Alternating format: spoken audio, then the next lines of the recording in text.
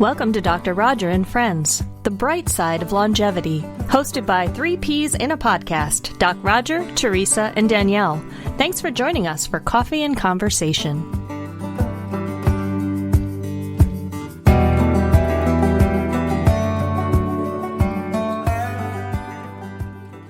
Hi there, I'm Dr. Roger Landry, and welcome to We're All in This Together. And I think we know more and more that we are. However, we're also finding that it seems as if some people are heading in a different direction than others, and maybe we're not all in this together. And we're seeing some very animated responses to issues like masks and whether you wear them or not, and whether we should shut down the economy for a very small section of our population. And so you've probably either had some animated conversations or saw some animated conversations. And so really, what's going on here? Well, as I'm want to say, and that most of what we see in our human behavior goes way back. We've been on Earth for however long, eons. And our behavior for most of that time, our lifestyle for most of that time was quite different than it is today.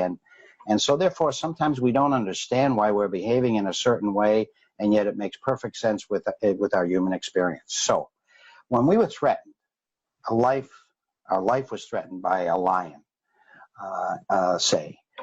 we responded with a certain aspect of our brain, the amygdala, called the fear center.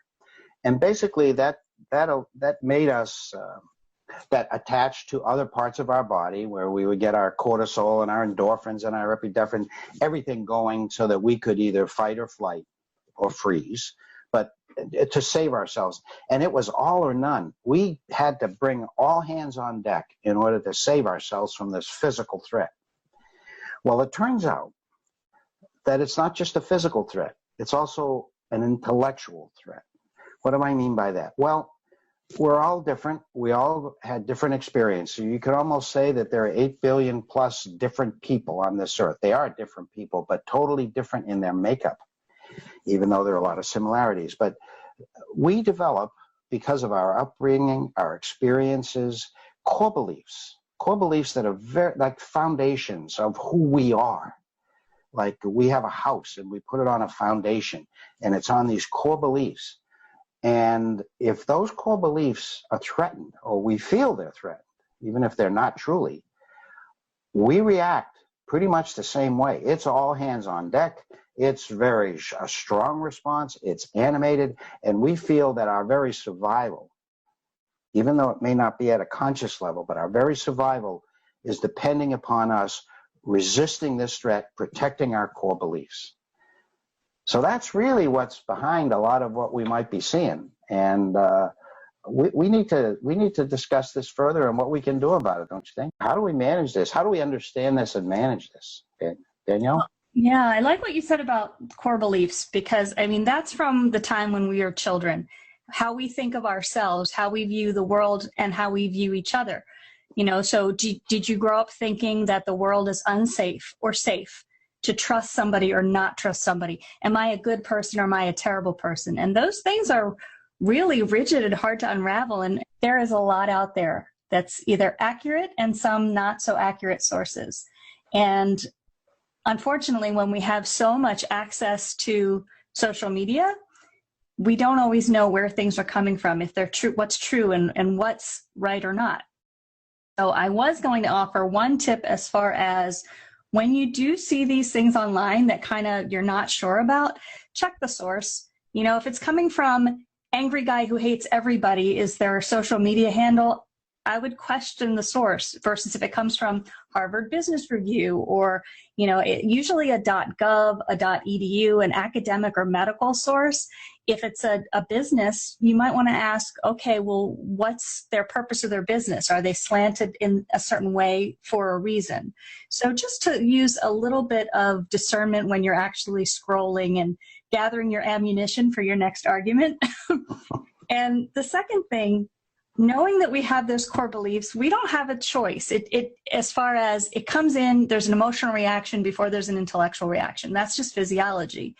But what we can do is pause you can still feel that anger or whatever that reaction is, but you don't have to react. You can take a deep breath, calm down, and then address it from a more positive perspective. For some people, that might be taking a few breaths. For some people, they need to leave the conversation and come back later. So it's just a question of kind of knowing yourself and knowing how you're feeling. And if your mind is racing and you're all jittery, that might not be the time to engage in any kind of discussion. Yeah, for sure. And finally, I would say give yourself permission to start to challenge yourself very gently. So you don't have to say, I'm right, you're wrong. You can say, well, what else might be true? Could we both be right? Is there, because when you ask those questions, you're opening up the conversation to not necessarily agree with somebody, but to understand where they're coming from. And that just makes for healthier communication overall. That's good points, Danielle. We have to be two things, I think, really good at listening and genuinely curious about what other people think and why they believe what they do. And we think about our society, I don't know how many really good listeners are in our lives. I don't think we're that great at listening. And when it comes to people who disagree with us, we're not good about being genuinely curious in general. We get, I think, so committed to our opinion that people who disagree with us can't even hear our opinion. And we don't want to understand them, but we want them to understand us because we think we're right. Here's a really interesting question. Deep down, there's something that we believe that makes it hard for us to hear someone else's ideas about what they believe. Like, why? Isn't that an interesting question? Why is that uncomfortable?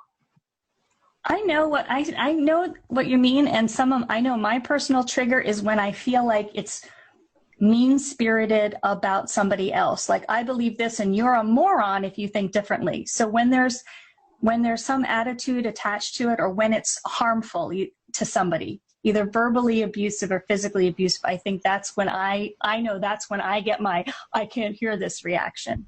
Right. I think a major point of contention in times like this is that there are many people who are just programmed. Their core belief is the greater good. I know that my parents, my education was all about the greater good. It's the period I was raised. And yet people who were raised after that, or not all, but some, that life was a competition, that it was dog eat dog. And you couldn't be concerned about the greater good, or else they would roll over you. And that they feel that is the basic thing. And that is grounds for what we're seeing now. And it's just, once again, your core beliefs that were developed over time through education, experience, parents, and all that. And it's deeply, deeply rooted. And so I think it's just a matter of, as always, things are a whole lot better if you have true communication between people. At least try to understand. You don't have to buy into it, right? You don't have to say you're right. I changed my mind. That doesn't happen. It's probably not. But to just understand that this person isn't as irrational or as mean as you really thought when you really hear why they feel the way they do. That's so true. I think sometimes we want to eliminate other people's voices so that we don't get upset, right? As if we are a victim of their opinion. And that's not necessarily true. If we listen and really hear them and allow them that space to speak whatever, is true for them, it doesn't mean that we're agreeing with them, and it doesn't mean that we're consenting. We're just truly listening from a place of curiosity. And I think to your point, Danielle, maybe we don't want to listen to others in an effort to stamp out those voices of hate and fear, but we also doesn't work to hate the haters, and it doesn't work to judge those who are judging. It is well intended. We can never fight hate with hate, and we can never fight judgment with judgment. We can disagree with people and still love them and still make room for their thoughts. We can try to understand what's true for them rather than focusing on what we believe.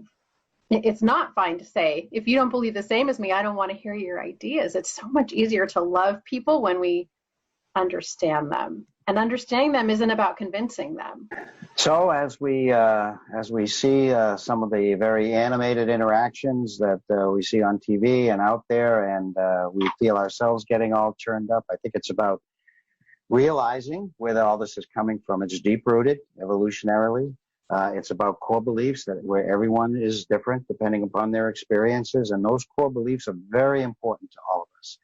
And when they're felt under threat, this is the sort of thing that we happen, this kind of butting heads. So if we, as we've alluded to, if I could really summarize, I think it's about understanding about this, where this comes from, understanding that it's natural and physiologic, and it's basic to who we are as humans, that if we treat each other with respect, if we truly listen to others, take a breath when we want to blow up, and then listen to what they have to say, and maintain that respect, and realize that you're going to walk away from each other not convinced that the other one is right, probably not, absolutely not, but understanding a little more that you understand why that person feels that way, and that you're not going to be able to probably change those core values, but at least you understand, and you can deal with each other with respect and on a human level, and without injuring yourself with this stress and this anger, which only hurts you and the world around you. Thank you, ladies. Always a pleasure. I learned a lot today. Thank you all for listening. Bye now.